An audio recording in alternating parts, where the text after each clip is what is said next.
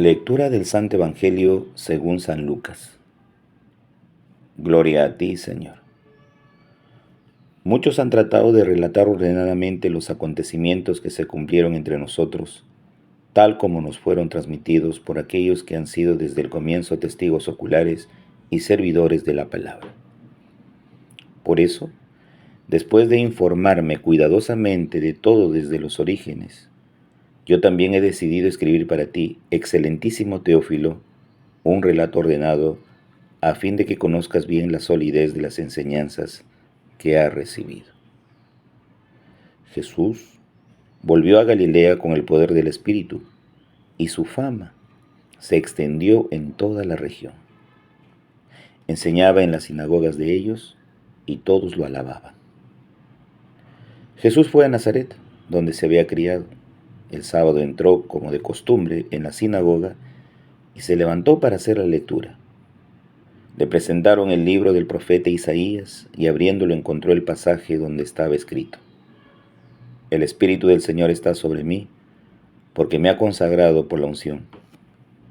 Él me envió a llevar la buena noticia a los pobres, a anunciar la liberación a los cautivos y la vista a los ciegos, a dar la libertad a los oprimidos y proclamar un año de gracia del Señor. Jesús cerró el libro, lo devolvió al ayudante y se sentó. Todos en la sinagoga tenían los ojos fijos en él. Entonces comenzó a decirles: Hoy se ha cumplido este pasaje de la Escritura que acaban de oír. Palabra del Señor. Gloria a ti, Señor Jesús. Queridos hermanos, muy buenos días. Hoy, domingo 26 de enero, tercer domingo del tiempo ordinario. En este día, el Dies Domini, que es el Día del Señor, ¿no? Vamos a hacer una meditación, una pequeña reflexión de este pasaje de San Lucas. El pasaje se entroniza con un pequeño relato donde Lucas le escribe a Teófilo, le dice: excelentísimo Teófilo. Ya la premisa de excelentísimo nos hace notar que debe ser un personaje ilustre, posiblemente adinerado, de una buena posición social, bastante versado, leído, culto, para tener esa deferencia San Lucas hacia este Teófilo, excelentísimo Teófilo. Porque en aquel tiempo se necesitaba de personas pudientes para poder escribir, ya que los costos eran enormes. No es como ahora tú agarras una hoja de bond, una hoja de papel y compras un cuaderno a 2 soles y tienes un lapicero, inmediatamente te dura pues un buen tiempo. Antes tenía que escribirse en cuero de cabrito. Bueno, cuero. Y se necesitaban muchos cueros para poder escribir algo, ¿no? Entonces, si tú quieres escribir un evangelio, pues tenías que utilizar muchos de ellos. Y posiblemente este excelentísimo Teófilo haya sido un personaje que haya ayudado a que se tuviesen estos materiales de aquel entonces para hacer estas escrituras. Le comenta San Lucas a este excelentísimo Teófilo algo que nosotros debemos entender: que muchos han tratado de relatar ordenadamente los acontecimientos que se cumplieron entre nosotros, el acontecimiento Jesús, tal como nos fueron transmitidos, sin alterarlos. Una transmisión oral, después escrita, pero sin alterarlos. Se trata de no contaminar el Evangelio de Jesús o no desviar su verdadero y profundo sentido. por aquellos que han sido desde el comienzo testigos oculares y servidores de la palabra. Esto es muy importante. ¿Quiénes fueron los testigos oculares? Los apóstoles. Los apóstoles. Lucas no. Lucas no fue un testigo ocular. Él recibió ya de los apóstoles en la transmisión del Evangelio. Pero los oculares son la primera generación que vivieron con Jesús. Ellos comieron y bebieron con Jesús. Ellos lo vieron crucificado y lo vieron resucitado. Por lo tanto, fueron testigos oculares y servidores de la palabra. Y añade San Lucas diciendo: por eso, después de informarme cuidadosamente de todo desde los orígenes, yo también he decidido escribir para ti.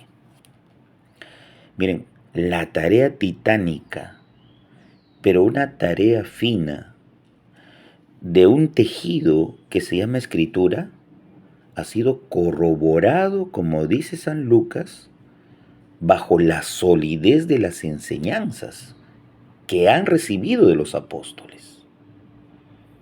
¿Ya? No se trata de inventar, no se trata de imaginar, no se trata de un trance psicológico. Se trata de acontecimientos verídicos, históricos y ordenados, los cuales ha querido relatar San Lucas en su Evangelio. Por eso, la solidez del Evangelio consiste en que los relatos han sido hallados en pruebas de gente que vivió, de gente que vio, de gente que escuchó directamente de los labios de Jesús lo que él hizo, lo que él predicó. Ahí radica la solidez de las enseñanzas recibidas.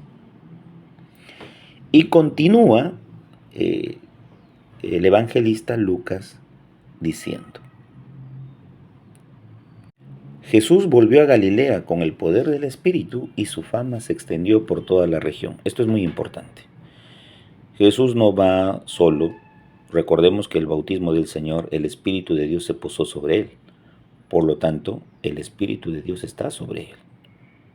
Jesús va con el Espíritu. Sin el Espíritu no se puede curar, sanar, perdonar, resucitar, expulsar.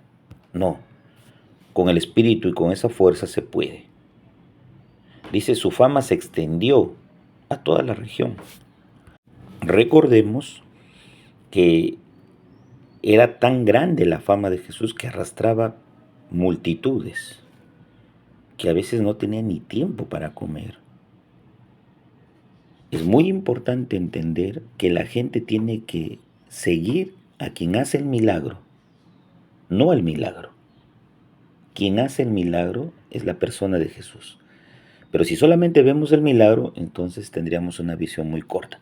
La fama de Jesús se extiende por sus prédicas, por los milagros, pero sobre todo gente que es muy curiosa tal vez en el momento de solamente verlo como, bueno, por esos signos que hace, por esos milagros, como una suerte de mago, de hechicero.